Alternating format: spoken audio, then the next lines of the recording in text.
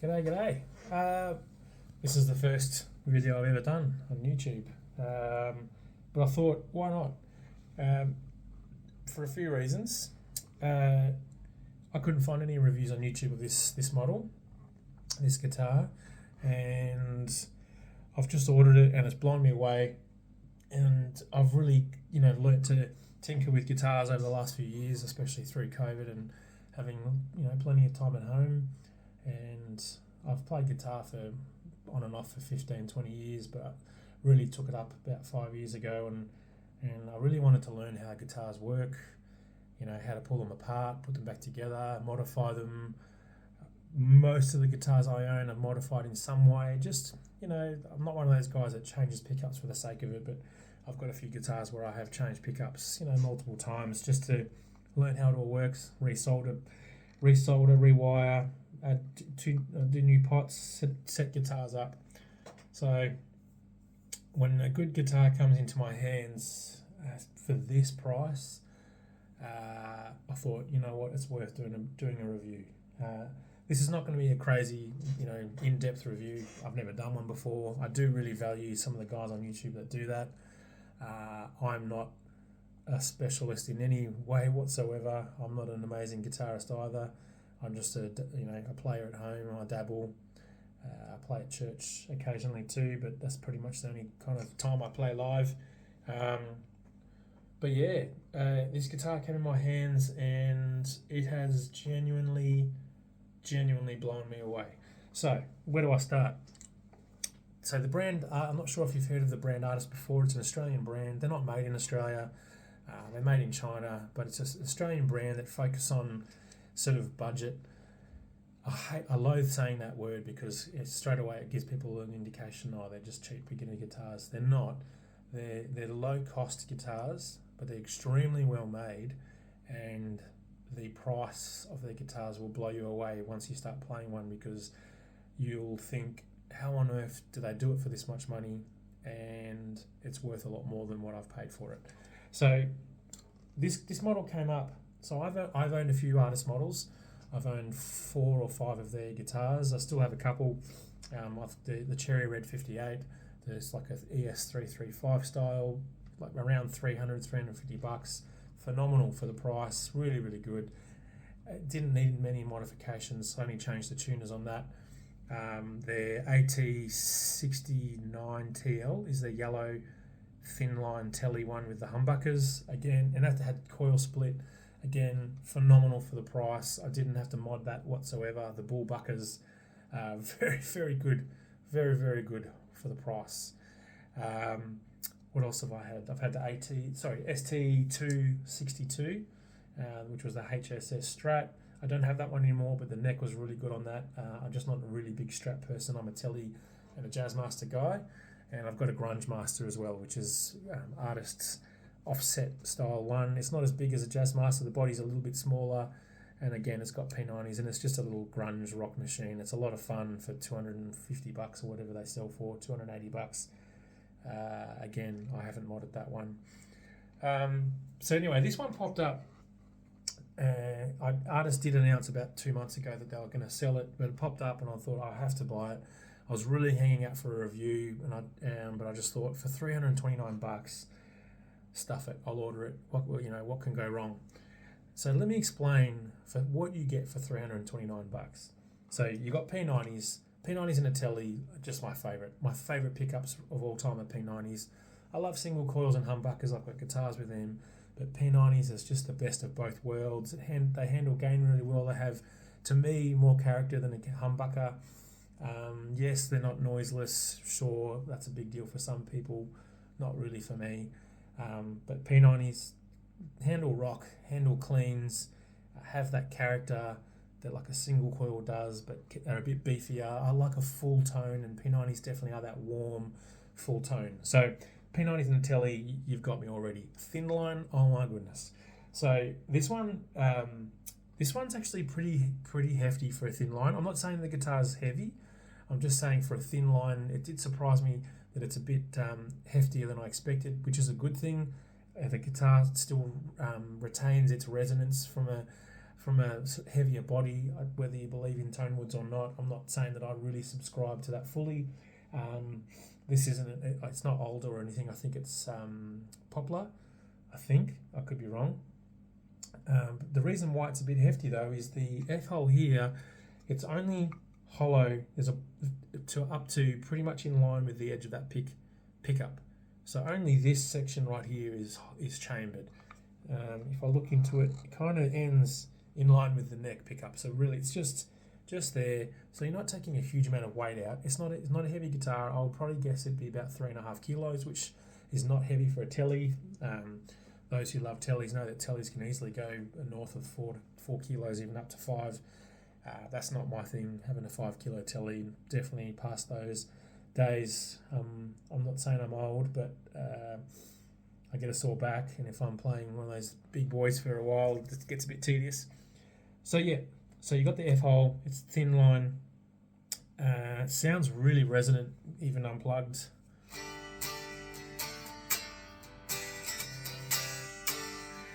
Which what you expect from a thin line. They obviously will have a little bit more volume than a non-chambered guitar. Anyway, moving on, you've got a maple neck satin feel, so it's very smooth.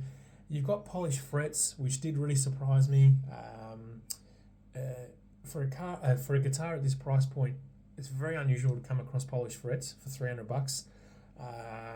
But these are fully polished and they are smooth. The fret ends are faultless, absolutely faultless.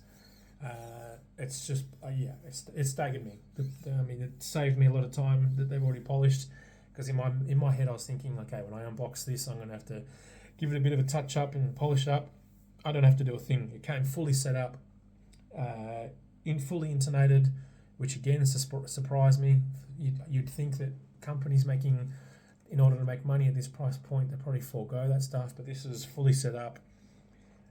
I have to say, I don't know anyone at Artist, so they haven't sent me this to review. I've paid full price for this.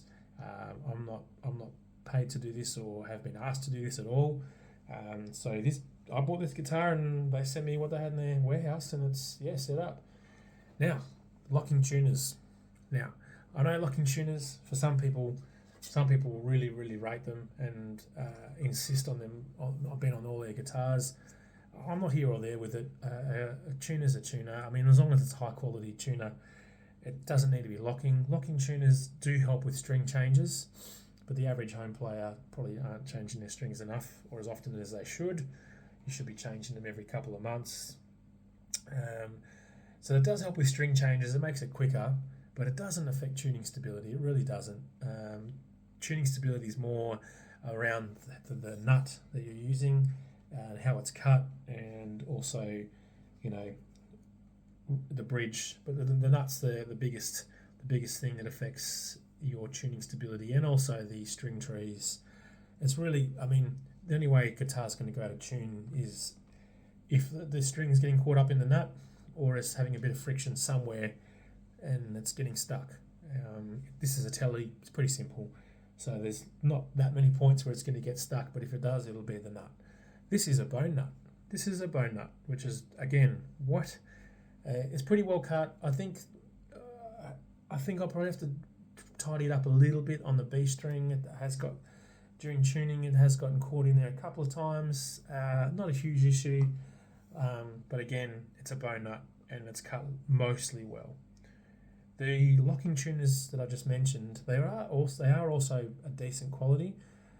I've owned locking tuners from the cheapest ones you can get on Amazon to the more expensive ones like Hipshot and Shala. And these ones, I would say, around the middle of the pack. If you're going to buy a set of these on Amazon, you might be looking at $60-$70. They are pretty high quality. I have no issues with them so far.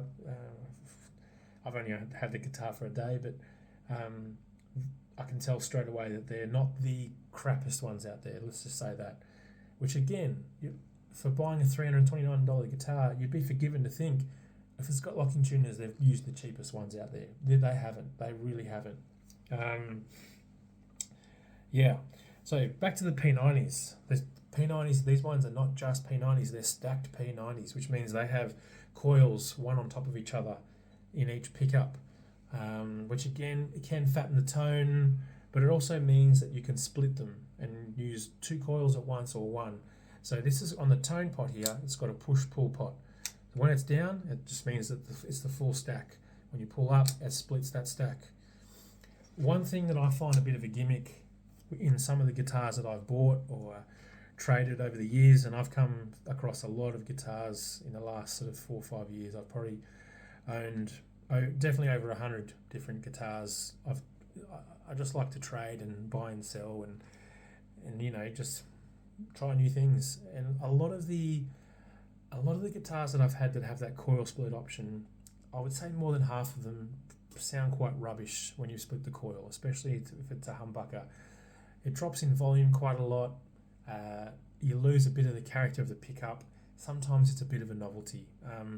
Good example, I just had a player, Fender player, Jazzmaster, the HH version, the humbucker version, and that's got coil split, and the coil split was not usable at all. It was just rubbish. I just didn't like it. But I have come across some guitars where the coil split really does sound good. I've got a Tele with Sir Thornbuckers in it, and I can split the neck. I don't really bother splitting the bridge. I don't see the point as much with that. I like the bridge to be really thick sounding anyway, but splitting the neck sometimes has its benefits. That splits really well. It does, but most of the time I found it's a bit of a gimmick on the lower end guitars. In this case, when you're splitting the coil, what it's doing really is removing a little bit of the bass, a bit of that low end, and it's only affecting the tone, I reckon about 20-25%, which is perfect, because all that's doing is it's just kind of elevating your tone, elevating your sound to cut through the mix a bit better. Removing those lows helps you do that, and it doesn't change the tone, it doesn't change the volume, it just removes a bit of the lows. That's pretty much what it's doing. It's similar to if you've played the Yamaha Revstar, the older series, not the new ones, but the older series, they called it a dry switch, I'm pretty sure. And when you flicked it up, it just removed a bit of the bass, a bit of the low end. And this is exactly the same. This is like a dry filter, pretty much. And it's just removing some of the lows without thinning the pickup so much that it becomes this brittle, harsh thing. It certainly doesn't. But yeah, again, $329. It's a very comfortable neck. The neck, I would describe it, I wouldn't call it a thick C. It's probably a tad thicker than a medium C, which again is a bit thicker than the modern C that's in a lot of guitars lately. I would describe this as definitely a medium C to maybe even in between a medium and a thick C.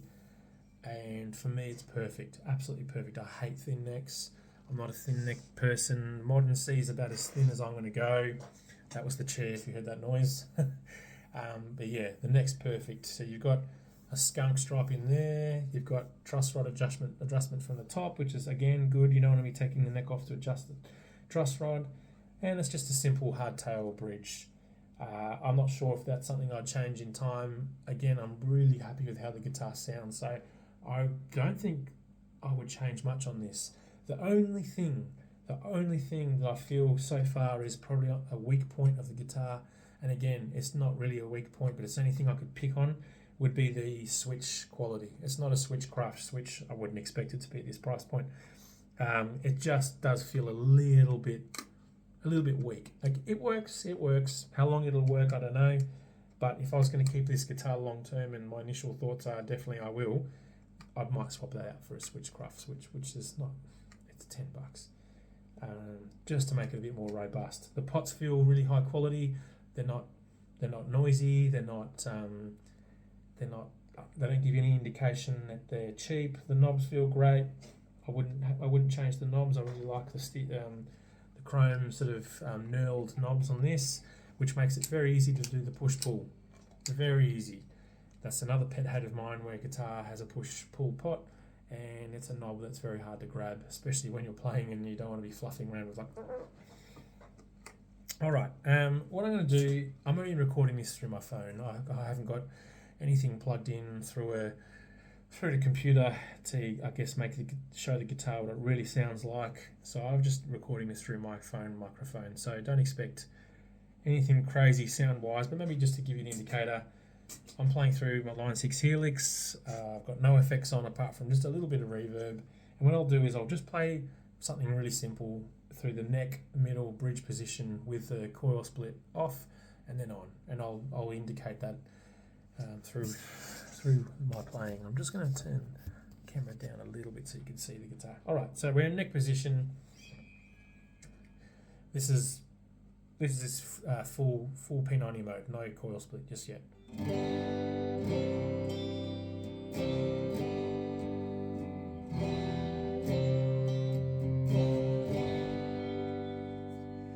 Now activating the coil split.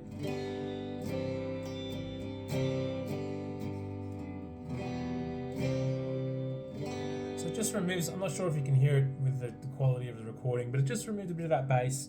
Didn't change the volume at all, which is great. All right, middle, full P90 mode.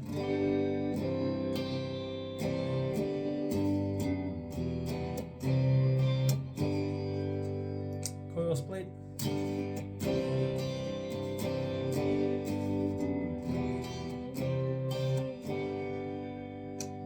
Bridge. It's quite gainy, this bridge, which I like.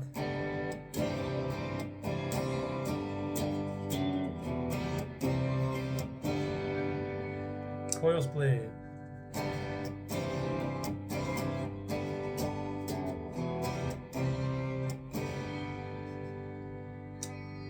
So the bridge handle is going really, really well.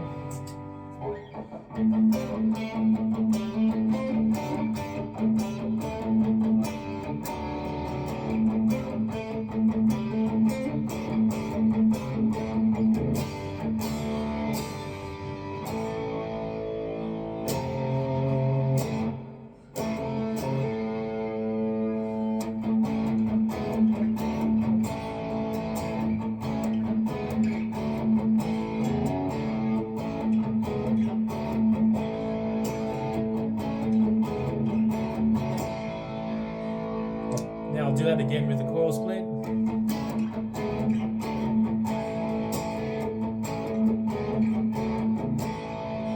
So it doesn't lose, it doesn't thin out, it doesn't sound brittle. It just took a little bit of that bass out. I'm not sure if you picked that up in the recording. This is a phenomenal guitar for $329. I honestly think this is a giggable guitar. I would not describe this as a beginner guitar. Again, if my son, I've got 3 kids, if I was looking to buy my son a guitar that he wanted to start learning on, this is great. This is great for taking you to from starting to learn all the way through to being professional playing. Like, you put a Fender headstock on this, and sold this in the shop for $1,200. No one would bat an eyelid. They would say straight away, "Yep, it's a great guitar." I mean, even the back of the neck. Hang on, let me just turn that. Even the neck. I'm not sure if you can see some of that figuring. Yeah, probably not. But even the maple's just got this beautiful figuring in the back. I'd love to sit down with someone at Artist and figure out how they are doing this. $329. How are they doing this? How are they making money on it? Artist, well done. Very, very good job. Well done. Well done.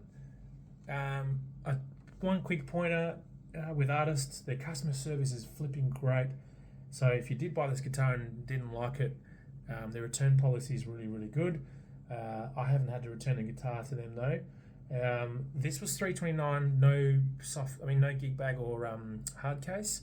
They do have great deals with hard cases. They're around, I think, add $80 to $90 to the cost of the guitar for a tweed hard case. Their hard cases are pretty good. Or I think they do a gig bag. I've never had a gig bag from Artist, so I can't vouch for the quality of it. A gig bag's a gig bag. There are some very high quality ones, but a high quality gig bag costing as much as this whole guitar if you want to buy a mono one. Anyway, that's the gist of it. I didn't want it to be a crazy review. I haven't opened up. I haven't taken off the pick guard. I'll probably tinker with that over the next few weeks.